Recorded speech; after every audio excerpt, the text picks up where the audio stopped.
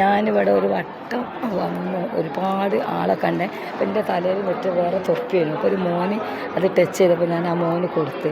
അപ്പം ഞാൻ ഫോണും എടുത്തിട്ടില്ലേനു. രണ്ടാമത് ഞാൻ പോയിട്ട് ഫോണും എടുത്ത് തൊപ്പിയിട്ട് കളഞ്ഞതാണ്. ഇവിടെ ചോറിന് നിൽക്കുന്ന ആളെ വാരി കണ്ടാൽ ഞെട്ടും. ഇത് നമ്മളെ റെയിൽവേയിലുള്ള സ്റ്റാഫുകളാണ് കേട്ടോ.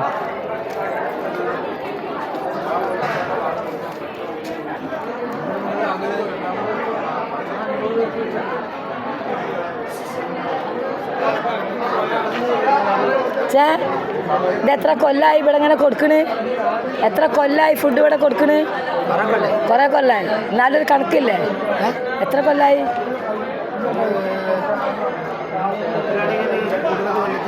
ആ, അപ്പോൾ നല്ല ഐശ്വര്യം ആരോഗ്യമൊക്കെ അല്ലേ എല്ലാവർക്കും? ഇതിൽ പ്രവർത്തിക്കുന്ന എല്ലാവർക്കും ഹാപ്പി അല്ലേ?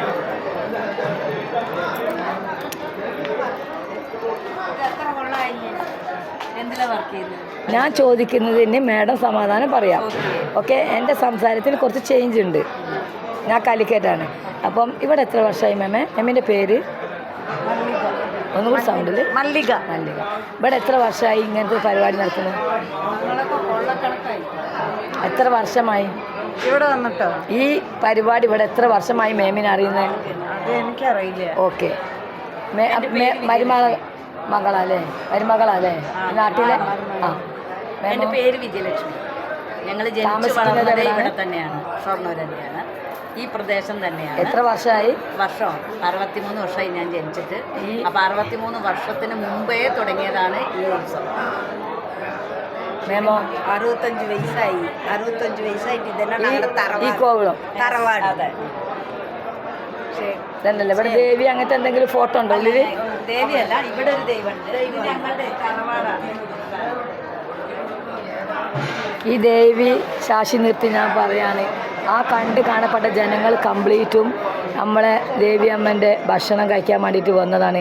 പണിക്ക് പോണവരും പണി കഴിഞ്ഞ് വന്നവരും സാമ്പത്തികം ഉള്ളവരും ഇല്ലാത്തവരും പാവം പണക്കാരും വേർതിരിവില്ലാത്ത എല്ലാവർക്കും നിൽക്കാണ്ട് ഫുഡ് കൊടുക്കുന്ന എൻ്റെ മാരിയമ്മക്ക് വീണ്ടും വീണ്ടും വീണ്ടും എനിക്ക് ഇനിയും എല്ലാ അനുഗ്രഹം തരാനും മാരിയമ്മക്ക് വേണ്ടത് എല്ലാം എനിക്ക് എത്തിച്ചു കൊടുക്കാനും ദൈവം അനുഗ്രഹിക്കട്ടെ. ചെറിയൊരു വിളക്കും ചെറിയൊരു ഊഞ്ഞാലും അതെല്ലാം വാങ്ങിക്കൊടുക്കാൻ മാരിയമ്മ എത്തിക്കട്ടെ. പേരെന്താ നോക്കട്ടെ മോളെ? എല്ലാ അനുഗ്രഹം തരിക. ഞാൻ 4 ദിവസമായി ഇവർ ഈ പ്രശ്നം പറഞ്ഞ് നിങ്ങൾ കേട്ടിട്ടുണ്ടാവും. എന്താണെന്ന് വെച്ചാൽ ഭക്ഷണം കഴിച്ചില്ല ഇവിടുത്തെ. അപ്പം തൊള്ളയിൽ ചങ്കിലൊക്കെ എന്തോ വന്ന പോലെ ദയ്യിലിതാ ഇഡ്ഡലി ഉയിന്നില്ല ഉയിന്ന് വട. എൻ്റെ അമ്മ എനിക്ക് കാലിക്കറ്റ് എവിടെയാ?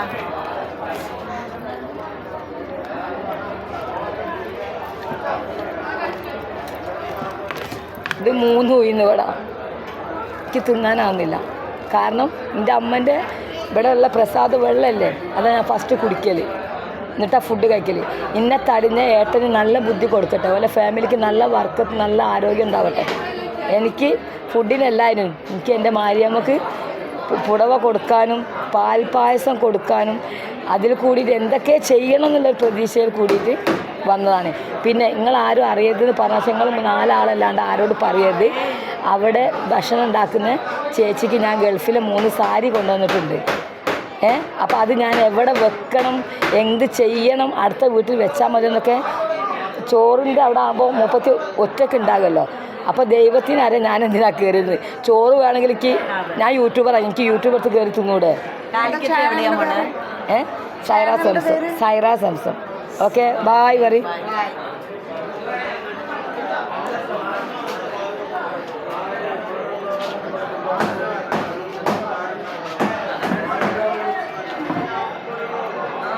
ആയോ 4 ആളോ?